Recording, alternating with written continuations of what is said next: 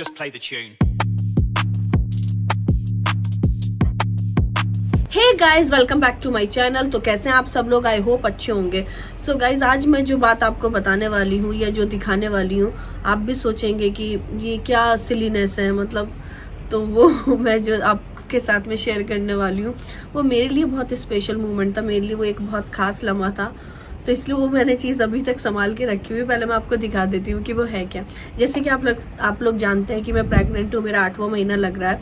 तो जब इसकी शुरुआत हुई थी, मतलब सितंबर में जब ये मुझे गुड न्यूज़ मिली थी, तो वो कैसे मिली थी तो मैं बताती हूँ कि मैंने सबसे पहले ये दिखाती हूँ आपको किट अपनी। यस, ये किट मैंने अभी तक संभाल के रखी हुई है। तो मैं पहले इसके पीछे की पूरी कहानी बताती हूँ। तो ये बात है सितंबर की, मतलब सितंबर में मेरे पीरियड्स आने वाले थे, जो कि मेरी डेट होती है 16 सितंबर। तो उसके एक दिन पहले मैंने 15 सितंबर, क्योंकि वी आर एक्सपेक्टिंग, हाँ मैं एक्सपेक्ट कर रही थी और प्लानिंग भी थी हमारी। तो मैंने 15 सितंबर को ये टेस्ट किया था। तो मैंने पहला टेस्ट किया तो वो पॉजिटिव आया था। फिर मैंने दूसरा टेस्ट किया तो वो भी पॉजिटिव आया था। मतलब ये मैंने 2 टेस्ट किए थे। और जैसे कि आप लोग जानते हैं जो डबल लाइंस आती हैं, तो ये दोनों टेस्ट पॉजिटिव आए। तो मैं बहुत खुश हुई थी, बहुत ज़्यादा। लेकिन फिर भी इन पे 100% बिलीव नहीं करते। तो नेक्स्ट डे फिर हम डॉक्टर के पास विज़िट किया, उन्होंने भी कंफर्मेशन दी। फिर मेरी मेडिसिन वगैरह स्टार्ट हो गई। तो ये चीज़ मैंने अभी, नॉर्मली लोग क्या करते हैं, टेस्ट किया फेंक देते हैं। पता नहीं मैंने ये क्यों, मतलब मैं इतनी एक्साइटेड थी, मैं बहुत खुश थी। तो ये मैंने 2 टेस्ट किए थे और दोनों पॉजिटिव आए थे, और ये मैंने अभी तक संभाल के रखे हुए हैं। तो आज जस्ट मैं ऐसी अपनी ड्रेसिंग, अपनी ड्रॉर्स वगैरह चेक कर रही थी, तो तब मुझे दिखा कि हाँ। मतलब मैंने सोचा मैं आपके साथ में शेयर करूं कि ये मतलब चीज़ मैंने अभी तक संभाल के रखी हुई है। कि जब मुझे पहली बार गुड न्यूज़ मिली थी कि दैट आई एम प्रेग्नेंट, तो मैं इतनी ज़्यादा एक्साइटेड थी, इतनी ज़्यादा खुश थी कि ये मैंने अभी तक संभाल के रखे हुए हैं।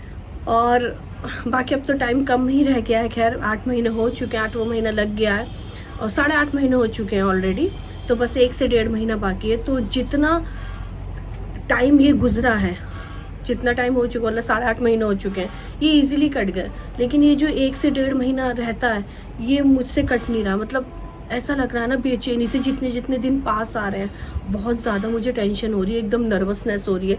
जैसे पहले कभी हमारे एग्ज़ाम वगैरह होते थे तो हमें टेंशन रहती थी कि पता नहीं एग्ज़ाम कैसे जाएगा। इस तरीके से मतलब अजीब सी खुशी भी है, बेचैनी भी है, एक्साइटमेंट भी है, नर्वसनेस भी है, पता नहीं क्या है क्या नहीं। तो जैसे कि मैंने आपको बताया था कि लास्ट टाइम जब मैंने विजिट किया था तो डॉक्टर ने मुझे बुलाया था। यार ये बहुत डिस्टर्बेंस हो रहा है, ये ढोल की आपको आवाज़ आ रही है, ये बहुत डिस्टर्ब करेगी जब मैं वीडियो रिकॉर्डिंग।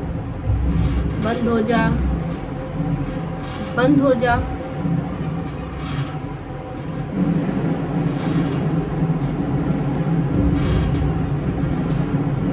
बहुत डिस्टर्बेंस हो रहा है। चलिए अंदर ही चलते हैं, अंदर ही शूट करते हैं।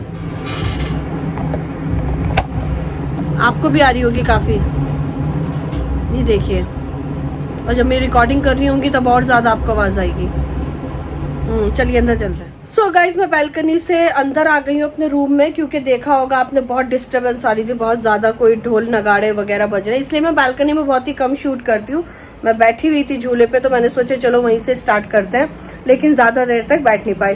सो गाइज, जैसे कि मैं आपको बता रही थी कि मेरा 8वां महीना लग गया है, 8.5 महीने हो चुके हैं। तो मैंने लास्ट टाइम डॉक्टर के पास विजिट किया था, तो उन्हें कुछ मेरा BP वगैरह बढ़ा हुआ लग रहा था, तो इसलिए मुझे 1 हफ्ते बाद फिर बुलाया। तो 2 दिन बाद मुझे फिर से जाना है, तो BP वगैरह चेक होगा नॉर्मल, और एक इंजेक्शन वगैरह बताया।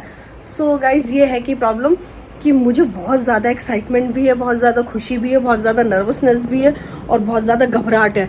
जितने दिन पास आ रहे हैं ना, मुझे समझ में नहीं आ रहा मैं कैसे रिएक्ट करूँ, डर सा भी लग रहा है।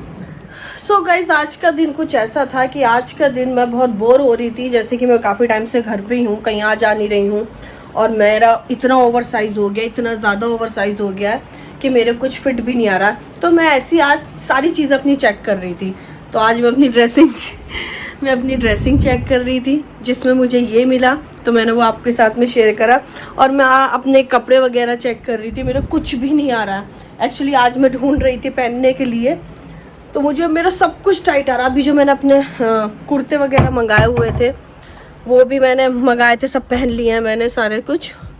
तो ये देखिए, सो गाइज ये देखिए, सब मेरे कपड़े छोटे हो गए, सारी जीन्स वगैरह, शर्ट्स वगैरह कुछ नहीं आ रहे हैं। इवन ये सारी तो मैंने अभी टॉप, ये सब मैंने अभी परचेजिंग करी थी अपने प्रेग्नेंट होने से पहले, मतलब सितंबर में ही मैंने ये सारी चीज़ें परचेज करी थी। सारे मेरे लेटेस्ट टॉप रखे हैं जो मेरा बिल्कुल नहीं आ रहे हैं। मेरी सारी मिडीज़ वगैरह नहीं आ रही हैं, मेरे कुर्ते वगैरह बिल्कुल नहीं आ रहे हैं। इवन नहीं, वो देखिए, वो मैंने अपनी सारी साड़ी वगैरह सब ऊपर डाल दी है क्योंकि अभी कोई यूज़ ही नहीं है। तो कुछ भी नहीं आ रहा है मेरे, समझ में नहीं आ रहा क्या पहनूं क्या नहीं। एक्चुअली मैं ज़्यादा वेस्टर्न वेयर ज़्यादा करती हूँ, मैं इंडियन बहुत कम पहनती हूँ, सूट वगैरह कुर्ते वगैरह बहुत कम पहनती हूँ। आजकल तो वही पहन रही हूँ क्योंकि वही ज़्यादा मेरे सूटेबल है। बाकी मैं मिडीज़ और टॉप जीन्स वगैरह ये सब ज़्यादा पहनती हूँ। तो मेरे कुछ नहीं आ रहा, सब कुछ छोटा हो गया, समझ में नहीं आ रहा है क्या पहनूँ। ऑनलाइन भी इतनी सारी चीज़ें मंगा ली हैं, जो मैं डबल एक्सल भी मंगाती हूँ वो भी छोटा आता है। सो गाइज, ऐसी आज मैं सोच रही थी कि इस पूरी प्रेगनेंसी जर्नी के दौरान क्या क्या चीज़ें चेंज हुई हैं, कितना सब कुछ बदल गया है मेरी लाइफ में। और मेरे कोई भी कपड़े मेरे नहीं आ पा रहे हैं, मेरे ना कोई जीन्स आ रही है, ना कोई टॉप आ रहा है, ना कोई कुर्ता आ रहा है, ना कोई मिडी आ रही है। और ऐसा भी नहीं है कि डिलीवरी के बाद एकदम ये मेरे आने लगेंगे, अभी तो बहुत टाइम लग जाएगा क्योंकि बहुत मेरा ओवर साइज हो गया है। मेरे सारे हैंड बैग ऐसे ही पड़े हुए हैं क्योंकि पहले मैं जाती रहती थी, बाहर घूमती रहती थी तो वेयर करती थी, लेकिन अब कहीं जाना ही नहीं होता, बस घर से डॉक्टर और डॉक्टर से घर, और वो भी महीने में एक बार। तो ये सारे मेरे हैंड बैग हैं, मैं सब देख रही थी अपनी पुरानी चीज़ें, सब मेरे ब्रांड के हैं। और ये मैं 1 बाय 1 आपको दिखाती हूँ, ये सब वेस्ट हो रहे हैं, मेरे कुछ काम नहीं हो रहा। इस प्रेगनेंसी में मेरी लाइफ कितनी चेंज हो गई, कितनी बदल गई है, सिर्फ घर ही घर में 4 दीवारी के बीच ही घूमे जा रही है।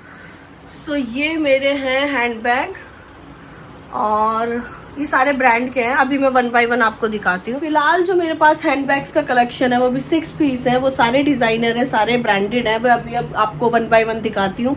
बाकी थे तो मेरे पास काफ़ी सारे रहते हैं, लेकिन जो पुराने हो जाते हैं या फिर मैं उन्हें नहीं पहनती हूँ या नहीं कैरी करती तो मैं दे देती हूँ। मुझसे कोई मांगता है तो मैं दे देती हूँ, हाँ मैं दे देती हूँ, मैं नहीं ले लेती हूँ।